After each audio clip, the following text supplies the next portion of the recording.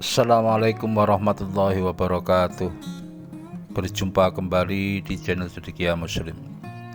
Teman-teman sekalian, hampir satu pekan ini ya, publik masih dihebohkan dengan peristiwa dalam tanda kutip baku tembak antara dua oknum kepolisian ya, yang kemudian kasus tersebut menyita perhatian publik nasional ya, karena begitu banyak kejanggalan dan drama-drama yang terjadi ya, mulai dari isu perselingkuhan, isu pelecehan seksual, kemudian adanya dugaan tindak pidana pembunuhan berencana, dengan segala dinamika yang saat ini menjadi sorotan publik ya.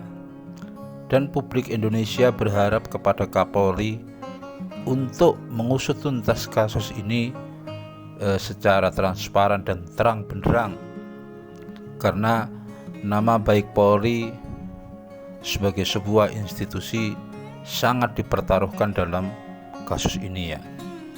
Tetapi teman-teman sekalian, di antara drama-drama yang ada hari ini, aku dikejutkan dengan sebuah pemberitaan ya, di salah satu media elektronik ya, bahwa soal dugaan pelecehan seksual yang sebagai pihak pelapor adalah istri dari Irjen Freddy Sambo ya, kemudian dengan terlapor almarhum Brigadir J, itu telah masuk ke tahap penyidikan begitu. Dan ini menurutku sangat aneh ya, karena bagaimana mungkin ya orang yang sudah meninggal dunia kemudian dilaporkan dalam dugaan tindak pidana yang telah dilakukan ya. Teman-teman sekalian, menurutku ini aneh ya.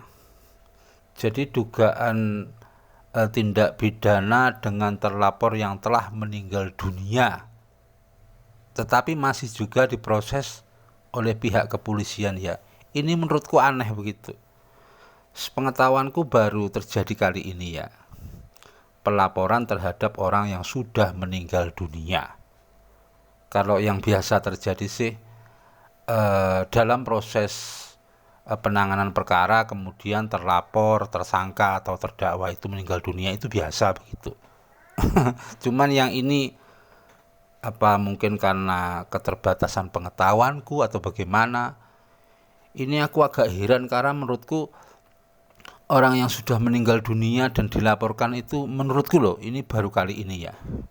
Dan secara hukum, kalau kita membaca pasal 77 KUHP ya, itu jika si tertuduh itu sudah meninggal dunia, itu penuntutannya itu hapus atau gugur begitu ya. Intinya begitu pasal 77 itu.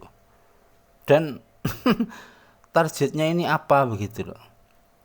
Kalau si terlapor kemudian si tertuduh itu sudah meninggal dunia tetapi masih tetap juga dilaporkan, ini kita nggak tahu ini arahnya kemana begitu. Karena perkara ini kalau dilanjutkan, toh nanti ujung-ujungnya juga dihentikan penyidikannya, dan tidak mungkin bisa ditetapkan sebagai tersangka begitu. Orangnya sudah meninggal dunia.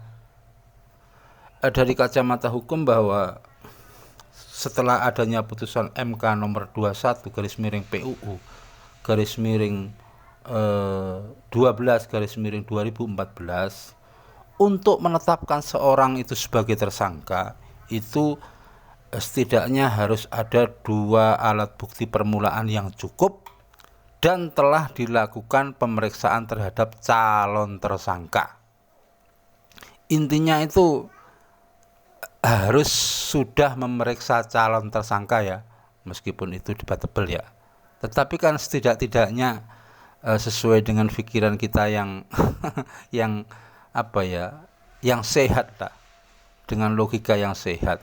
Yang namanya terlapor itu kan dia berhak untuk dipanggil, diperiksa, memberikan keterangan, membela diri. Dan kalau orangnya sudah meninggal dunia, ini terus gimana begitu loh. Semakin apa ya, semakin gak karu-karuan lah ini proses hukum ini ya.